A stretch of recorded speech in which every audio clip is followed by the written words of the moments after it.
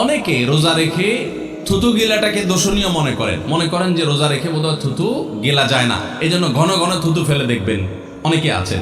বিশেষ করে নতুন নতুন যখন রোজার আগে পোলাপান, তখন দেখবেন যে মিনিটে মিনিটে থুতু ফেলে। আছে না নাই?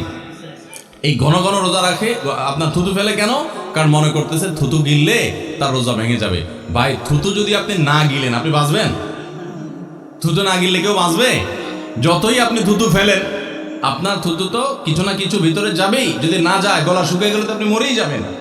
এই জন্য এটা একটা ভুল যে আমরা মনে করি থুতু ফেলা লাগে। রোজা রেখে রোজার কারণে এক্সট্রা কোনো থুতু ফেলার দরকার নাই। আপনার মুখে বালু চলে আসছে, একটা মশা ঢুকে গেছে, আপনি রোজা আছে, এটা যেন ভিতরে না যায় সেজন্য থুতুটা ফেলে দিলেন, এটা ভিন্ন কথা। আপনি বেসিনে গিয়ে ফেলে আপনি একটু পানি ঢেলে দিলেন, কিন্তু রোজা রেখে ঘন ঘন থুতু ফেলতে হবে, থুতু গিলা যাবে না, এরকম কোনো কথা নাই।